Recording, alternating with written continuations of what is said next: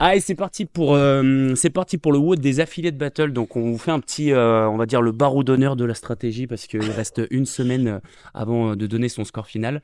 Donc sans plus attendre, nous lançons le WOD. Je l'ai fait à CrossFit Maladium et ensuite on récapitule et on vous donne les petites stratégies pour un bon redo ou alors tout simplement pour le faire avant la date butoir, vu qu'on sait qu'il y en a beaucoup qui l'ont pas encore fait. 3, 2, 1. Allez, top, ça part pour le WOD. Pour remettre un peu dans le contexte, moi je suis en team cette année avec Elliot et Julie. Et c'est pour ça que vous voyez qu'on est à CrossFit Maladium. Alors, on a fait le pari de pas avoir de juge. Attention, je déconseille cette stratégie parce que si jamais vous faites des no-reps que vous vous en rendez pas compte, il faudra absolument faire un redo. Donc, on a été ultra exigeant avec nous-mêmes pour pas se faire avoir. Et surtout, on va pouvoir contrôler un peu par la suite. Si jamais il y a des trucs qui vont pas, bah, j'aurai encore du temps pour faire le redo. Mon Flowfit, ça va? T'es en forme? Ça va pas mal. Est-ce que tu peux nous rappeler le workout qui est en 3 parties? Alors, what des affiliates? Alors, 60 wall ball pour commencer. Ensuite, on a 50 dumbbell snatch. Bon appétit. Bon appétit. 50 dumbbell snatch, pardon, alternés. Ensuite, on a 40 burpee box jump over. Et on attaque la remontée. 50 dumbbell box step up over. Et on termine par 60 mètres de marche sur les mains. Donc, ça, c'est la première partie. Et on peut peut-être refaire des wall balls. Bien sûr, c'est un AMRAP. Ouais, Désolé. très bien. C'est un AMRAP, donc bien sûr, on peut faire un tour et repartir sur les wall balls. Ensuite, deuxième partie, c'est un 3RM overhead squat. Et dernière partie, du coup, 36 cal rameur, 26 toast to bar, 16 clean jerk à faire. Ça, c'est un 4 time pour la fin. Ok, donc on a fait un petit récap un peu du WOD. Je pense que vous l'avez vu en long et en large ce WOD. Maintenant, on va vous donner un peu deux types de stratégies. Je pense que Flo, tu peux donner une stratégie pour les personnes qui on va dire, Bon, en vrai, franchement, je pense que la stratégie va être à peu près pareille pour tout le monde. Le point particulier, c'est quand même pour moi les burpees. C'est là où la différence va se faire. Les wall balls, en vrai, 60, moi, je conseille de les breaker, même si on est très, très, très, très fort en wall ball. Ça va pas coûter grand-chose en termes de timing, de lâcher le ballon 5 secondes, mais ça va permettre de garder quand même, de pas faire trop monter le cœur, de pas trop activer les épaules. Enfin voilà, on va limiter un peu ces douleurs qui vont apparaître plus tard dans le WOD. Donc, pour donner un repère, moi j'ai fait en termes de série, j'ai fait 40 et 20. et 20, ok. Et Elliot, il a fait 40, 10, 10 Et vous sortez pour en même arriver à la temps. suite. Exactement. Comme Après, on il est veut, un on peu sort plus en même temps. rapide, lui, sur le mouvement, l'exécution, je pense. On a vu là un Exactement. peu, il était un peu plus rapide. Et pour préciser, hein, c'est pas Julie, la troisième personne. Oui, c'est Enzo qui est coach à CrossFit Maladium et qui a fait du coup le WOD avec nous. Donc voilà, donc après le but c'est d'avoir des transitions très très rapides. Donc dès que le ballon, on a fini les 60 reps, dans les 3 secondes, il faut commencer sa série de dumbbell snatch. Dumbbell snatch, je pense deux stratégies possibles. Soit on est vraiment à l'aise, donc je pense que c'est ton cas, tu as dû faire unbroken. Ouais, Ok. unbroken. Puis de toute façon, le fait que ce soit d'un côté et puis de l'autre, bah en fait, t'as jamais ce moment un peu où tu sursatures un côté et du coup, t'en peux plus. Ouais, T'as toujours un exactement. côté qui se relâche. Après, c'est sûr qu'au niveau du dos, bah faut pouvoir le tolérer et Ouais, et pas avoir puis un dos en carton où on fait la canne à pêche et après, carrément. dès qu'on a fait 30 reps, c'est impossible de bien faire un burpees ou alors de faire un step up quoi. Ouais, carrément, c'est s'appliquer sur l'exécution. Et après, pas hésiter aussi, je pense, à mettre un break, hein, pour ceux qui savent que niveau cardio ou même sur le mouvement, c'est pas un mouvement où ils sont très très forts dessus. Je pense ne pas hésiter à faire un petit break, genre un 30-20, etc. Pareil, on va pas perdre beaucoup de temps à poser la dumbbell. On se prend allez, entre 5 et 10 secondes, souffler, hop, on repart. Ça fait du bien. Et du coup, même mentalement, ça fait du bien de relâcher un peu, souffler. Et du coup, on sera peut-être un peu mieux sur la suite. Et on verra que la suite, c'est là où c'est le plus important. Pour moi, les burpees et l'enchaînement avec les step-up, on peut vite faire des différences, je pense. Ok. Donc là, on va arriver bientôt à la fin de la série Snatch. Tu parlais justement un petit peu des burpees. Est-ce que tu as un petit conseil un peu Bah, sur la gestion du mouvement? déjà, je pense qu'on a le droit de faire en facing, on a le droit de faire de côté. Les deux sont possibles. Donc, je pense qu'il n'y a pas une grosse différence. Donc, mettez-vous dans la position vraiment où vous vous sentez le plus à l'aise. Moi, ce que je conseille, c'est si on peut se mettre légèrement de côté. Et par contre, quand on se relève, on se met un peu plus de face par rapport à la boxe. Le saut sera un peu plus simple que si on est de côté, forcément, de sauter un peu plus de face. Donc, un peu trois quarts. Voilà, c'est, je pense, une technique. Après, descente en step down. Je pense que ça sert à rien de se faire monter trop la pile en voulant sauter les deux pieds pour descendre de la boxe. Donc, et prendre un rythme vraiment constant. Genre, les 10 premières reps, l'allure qu'on prend, doit être capable de les tenir jusqu'aux 10 dernières. Donc, partez pas trop vite. et essayer d'être vraiment le plus régulier possible. Et je pense que le but, c'est qu'on se dit, dès qu'on a fini les 40, on doit prendre sa dumbbell et partir tout de suite sur les step-up. Pareil, la transition entre les exos doit être ultra rapide. Donc voilà, le bon rythme, c'est vraiment ça. C'est le repère, c'est se dire, dès que je vais finir mes burpees, je dois être capable de prendre ma dumbbell dans les 2 secondes qui arrivent, quoi. Ok. Donc, Pour donner un petit repère, comment je l'ai vécu le WOD, parce que du coup, donc on est à l'image. Euh, les wall balls, je savais que la série de 60, c'est plutôt une force, donc ça allait pas non plus me coûter. Par contre, j'ai vraiment senti sur les burpees que les 20 premières reps, ça allait. Au bout de 20 reps, ça a été vraiment plus Mm. chaud de garder le bon rythme. et je pense que ça va. 99% des gens vont avoir ce ressenti-là, je pense. Ok, donc je sais que je me suis pas affolé. Lui, Elliot, il a réussi à garder le même rythme et il m'a mis 2 répétitions sur les burpees. Et par contre, après, ça a vraiment changé sur la capacité à résister en jambes sur les step-up, à Ouais. rester sur un mouvement un peu rapide. Et là, on va le voir, mais du coup, je suis un petit peu remonté. Donc, Et est-ce que voilà. la limite sur les burpees, c'était plus cardio ou c'était plus les jambes musculairement qui saturaient, qui t'ont fait ralentir? Ou c'est plus au niveau général cardiaque qui commence à être assez haut? Moi, j'allais dire que c'est vraiment un peu le cardio, le fait de bouger rapidement, Ok. de se mettre vite au sol. Ouais. Le saut en Le soi est. haut-bas. Le saut, en fait, tu es obligé de mettre la même énergie. Donc, le saut, il est toujours haut. Par Ok. contre, j'ai senti que j'étais pas allé sur mon exécution quand je vais au sol, quoi. Ok. D'accord.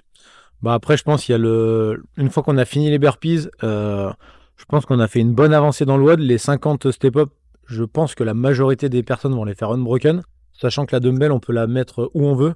Donc il y a, moi, ce que je conseille, hein, c'est de la poser derrière en back rack. Je pense que c'est la meilleure position pour être vraiment calé et ne pas forcer.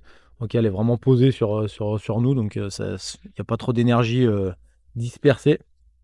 Et après, on verra 2 techniques du coup que avec Justement, Elliot, vous êtes vraiment pas la même technique. j'allais t'en parler et j'allais te demander qu'est-ce que tu penses de cette technique un petit peu où il faut être hyper mobile et venir du coup faire sa Ouais, rotation, bah moi je trouve repartir. c'est. Alors ceux qui sont ultra mobiles, je pense que niveau musculaire, ils peuvent peut-être y gagner ils vont moins sentir les jambes sur ce mouvement-là. Après, en vrai, au moment du WOD où vous allez le faire, derrière il y a 60 mètres de marche sur les mains. Donc on peut se permettre d'aller se faire un peu mal aux jambes, je pense, et avoir une technique qui est plutôt assez rapide. Et on verra que bah, du coup, toi, ta technique est quand même bien plus rapide que la technique de Elliot. Donc c'est sûr qu'il est peut-être en économie un peu de jambes, parce que lui, il est quand même ultra mobile. Donc il arrive à être en position basse de squat et pas trop forcé dans les jambes. Mais par contre, l'exécution est beaucoup moins rapide que la tienne, quoi. Donc là, c'est parti pour la technique.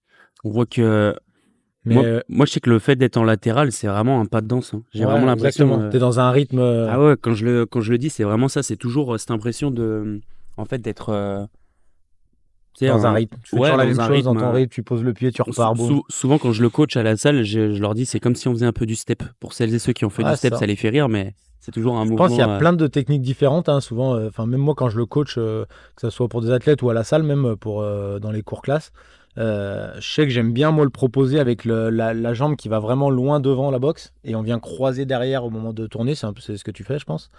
Après, je sais qu'il y en a qui mettent le pied plutôt proche et qui viennent passer l'autre jambe devant.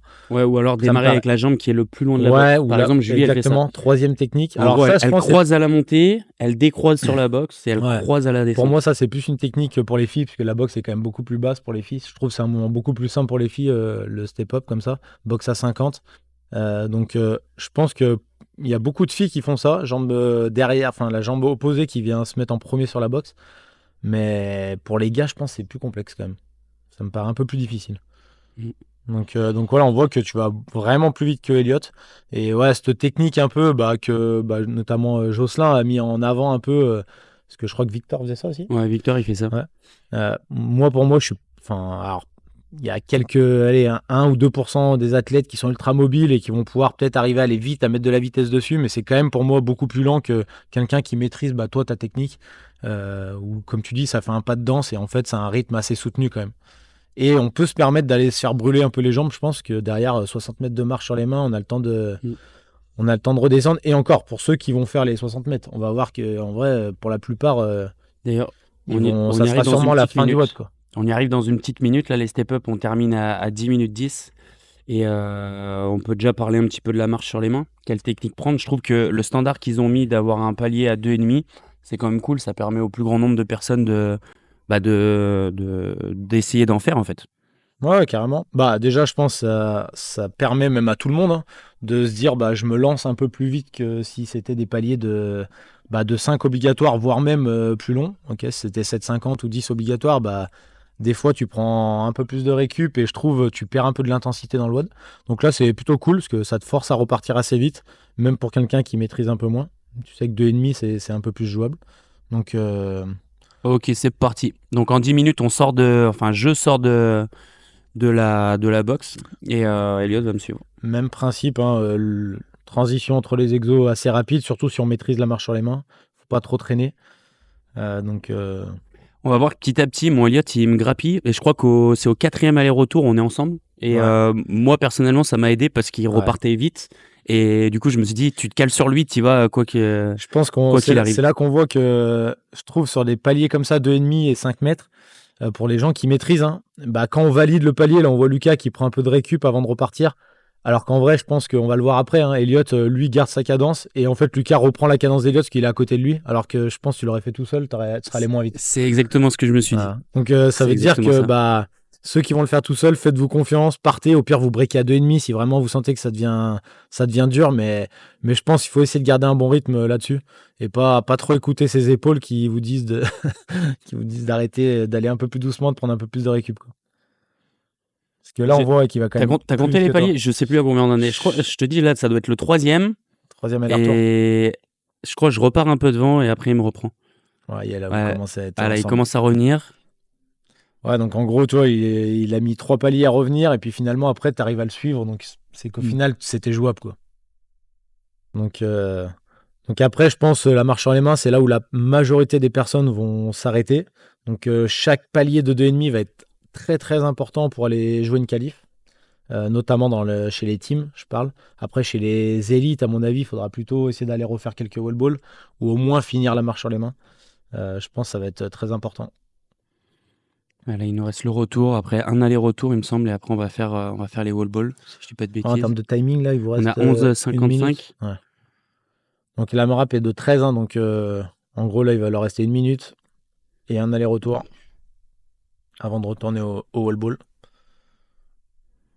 Je pense pour remettre un peu dans le contexte aussi, hein, c'est bah toi les affiliates c'est pas ton objectif de l'année, enfin c'est pas la Oui. priorité on va dire. Donc le WOD de qualif était fait au milieu de beaucoup d'autres blocs en Enfin, milieu de semaine, c'était mercredi mercredi matin.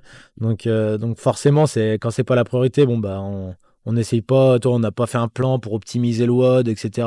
Mm. Je pense leur équipe a le niveau pour faire en one shot et se qualifier. Donc l'idée c'est qu'ils fassent un peu, Au milieu de la semaine, intégré. Enfin, que ce soit ouais, intégré dans la prog et et puis pas que qu'on. tu te gères un peu en autonomie quoi. Sur la Oui. stratégie, on n'a rien mis en place.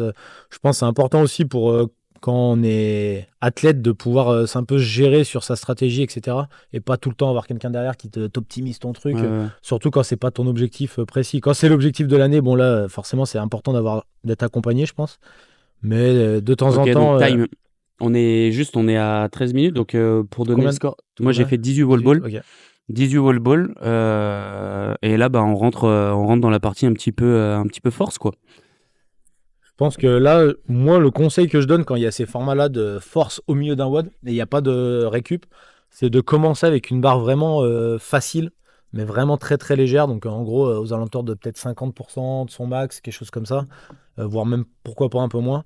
Et en fait, qu'on la fasse assez vite, c'est juste là, vous n'êtes même pas obligé de valider les 3 reps, c'est plus remettre un peu le mouvement en place, retrouver les bonnes sensations. Mine de rien, là, ils sortent de 60 mètres de marche sur les mains, des wall balls.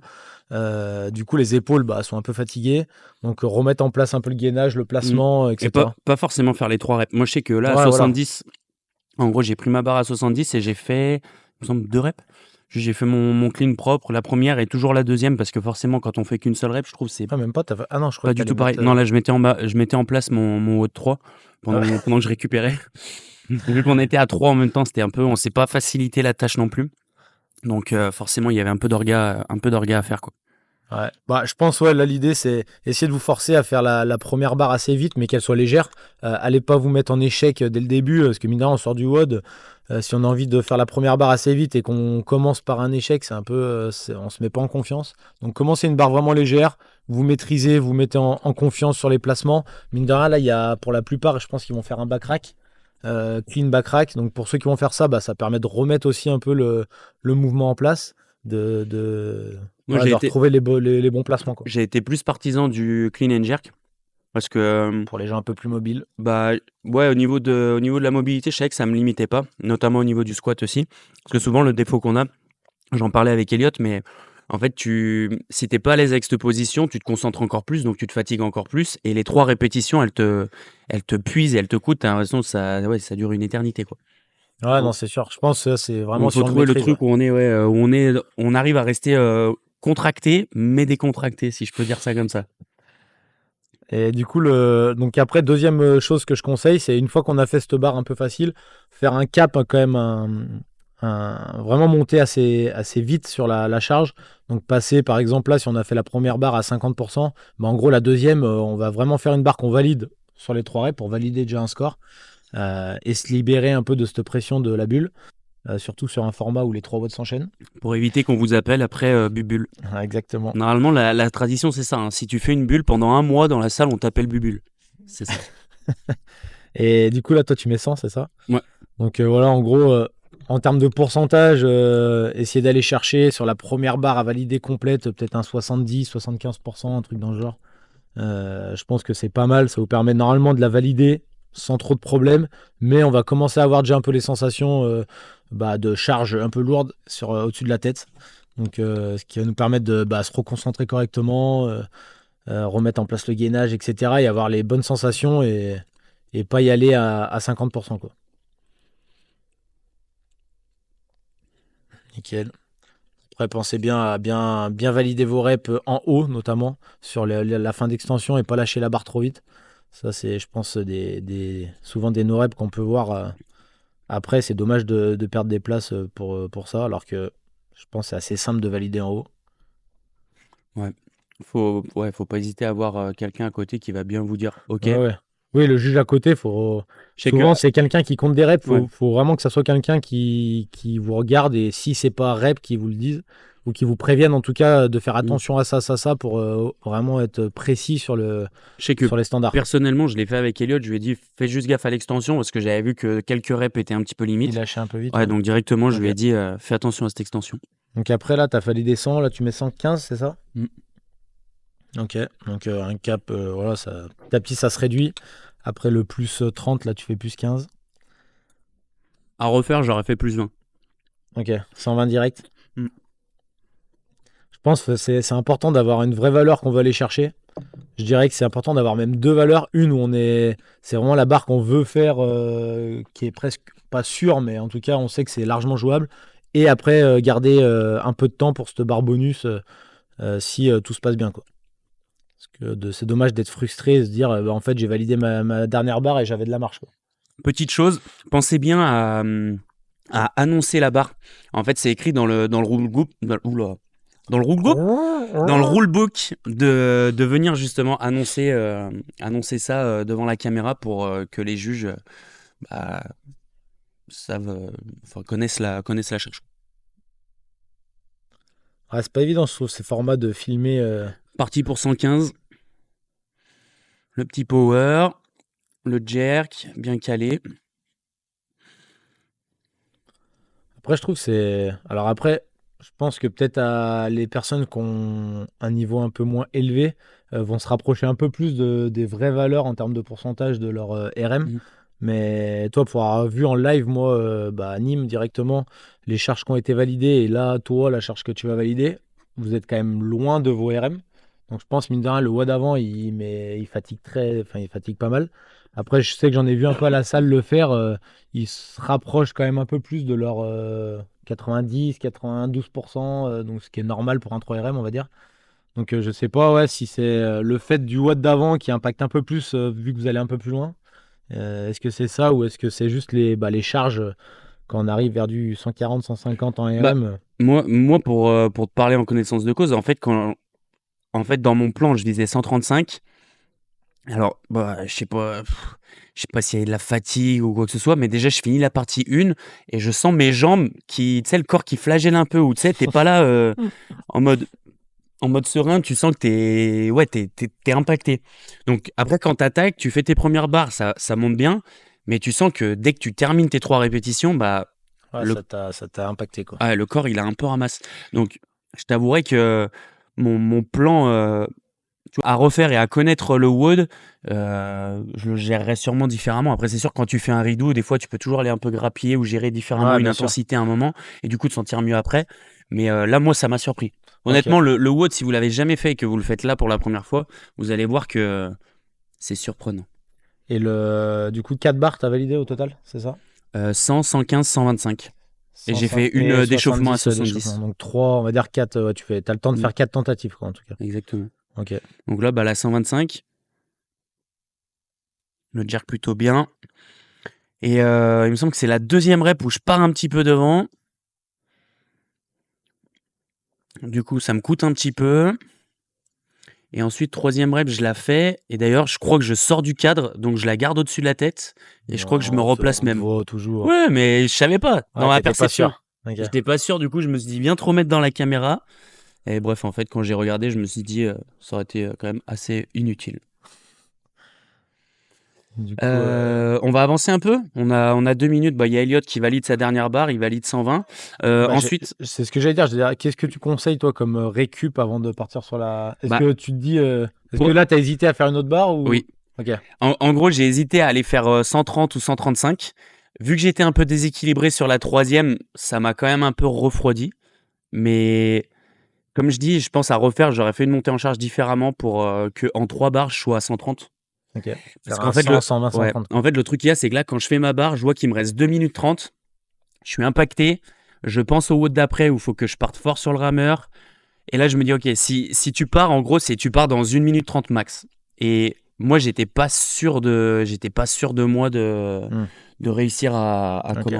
à la valider. Parce qu'il y avait eu cette petite incertitude. Et juste derrière ça, en plus, je devais en mettre assez fort juste Ok. 1 minute après si jamais je faisais mon truc. En fait, il y avait 2 facteurs un peu limitants où je pense que tu aurais été là, tu m'aurais dit fais ça ou fais ça, ça aurait peut-être été un plus. Mais là, je me suis vraiment dit passe à la suite. Ok. Ou alors Euh, peut-être, là j'ai pas fait gaffe, tu vois, au temps des premières barres, mais peut-être se dire ta première barre à 100 que tu fais, la faire.